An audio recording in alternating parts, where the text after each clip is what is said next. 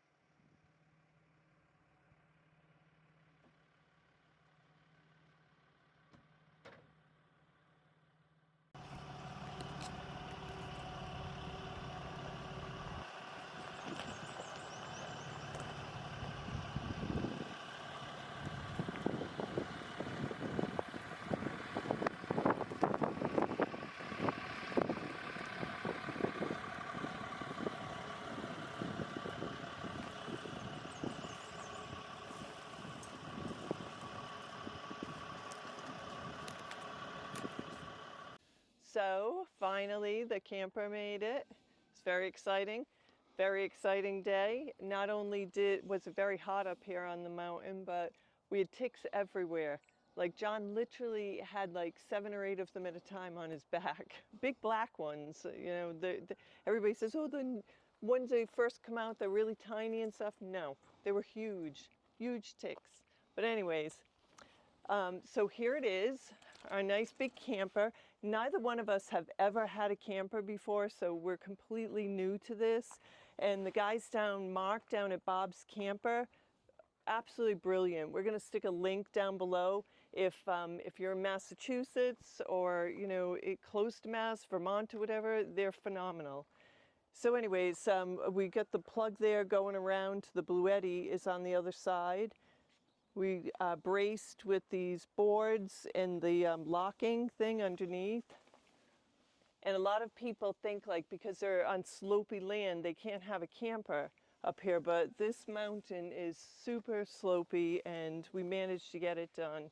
It's level, it's stable, it's perfect.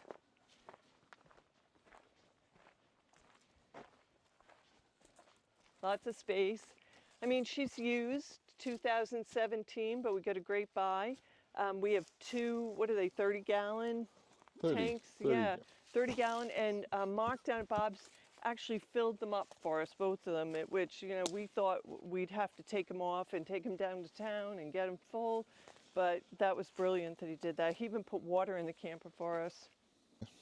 So we've tucked the Bluetti in here right now, but then when we unplug it, we can just lock it up in there when we're gone. Yep, that's good. What we're going to do back here, obviously this all has to go. Firewood, chop up. Then we're thinking we're going to put a nice big deck out here. We have 2 big awnings on this camper, which is really, really nice. I mean, it's nice to have 1 awning, but to have 2 big ones. So if we spread the deck all the way down, it'll be perfect. We'll be able to have barbecues and sit out here.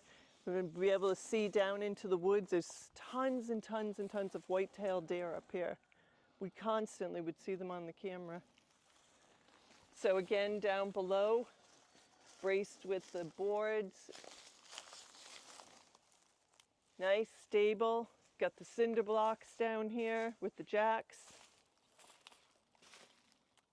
And inside the camper, we have a big picture window down this end, and it looks out over all the land down there. So it's super cool.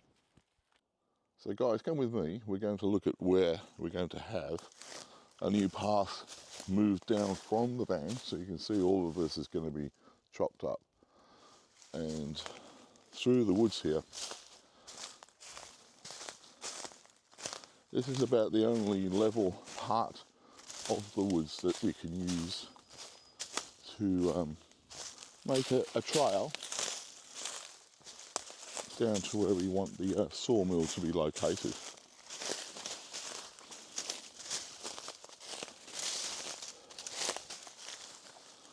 There's lots of little trees and scrub that really has to be moved and shut down. There's even little plants growing here which are all going to have to be mowed down.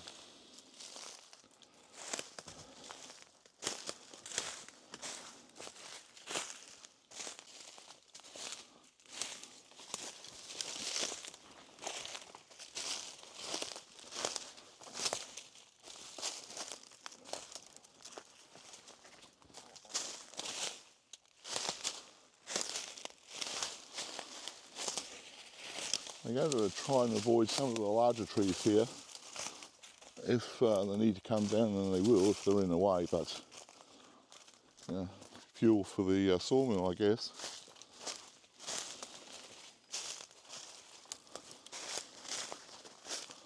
It's about 150 to 200 feet from where we were up on top of the hill there. That's where the trail is going to come straight through there. Looks fairly easy, but it's a lot of work. And down the bottom here, just where we can see those pine trees through there, those pine trees over there is where the sawmill will be located. This little trail that's pretty well worn and unkempt probably remain, and north to south, and we can use to travel and tow logs to the sawmill. We have been told that using sawn milled lumber, particularly when it's wet, it has to be graded before it can be used in any reasonable construction situation. It's okay to use it in sort of utility sheds or accessory sheds like wood sheds, small sheds to store machinery, etc. But anything that's going to be used as livable habitually, then the timber, whatever you mill, has to be graded.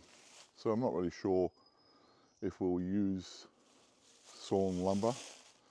It is expensive to get things graded. It's not an exceptional situation, but we probably need to look at that as time goes by. At least we're going to get this trail through, get the sawmill area operational.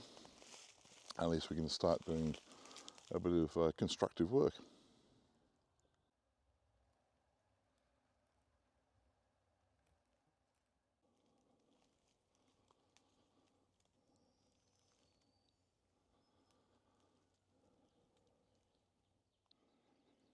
Having something like 24 hours in the camper, the most valuable asset we've got here is the propane gas. Just about every appliance in the camper is hooked up to propane gas, hot water system, even the fridge, which is a great thing because Bluetti solar panels rely on solar, and it's not a very good day for the sun. So a great backup indeed. Till we can sort out the power situation up here, we've got a couple of 200 watt portable Bluetti solar panels mounted up on the high ground in series over to where the camper van is. I did set up the Bluetti off-site before it was brought out to the property. It really didn't come to fruition until the camper arrived. Bluetti was set up and powering all the appliances. So at this stage of the game, I've got the Bluetti managing the power supply for the day, but should there be inclement weather, well, it's going to fall off and I need something else to replace that. Possibly a generator, power supply, or extend the solar panels. Don't know which at this moment. Jury's out. So this is the old mattress from the camper. We had a new one, obviously. We're going to exchange that when we moved in. The old mattress. It was thrown outside stupidly by me, and of course the whole thing's infested in ticks this morning. Got to get these things out off of this for it to be transported and disposed of. I was a whole back full of ticks yesterday. Certainly don't want another back full.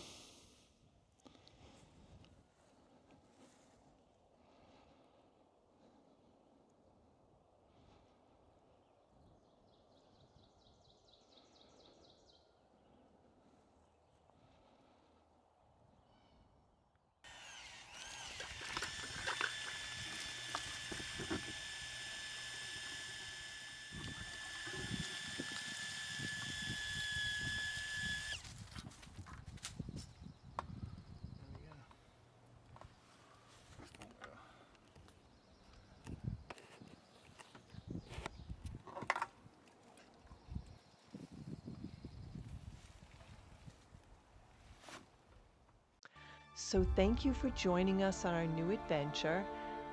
The camper, she's safely tucked into her new home, and next week we'll be clearing a path to the sawmill site. Not sure of the proper machinery we should be using at this point, so if anyone has any suggestions, it'd be greatly appreciated. But until next week, peace.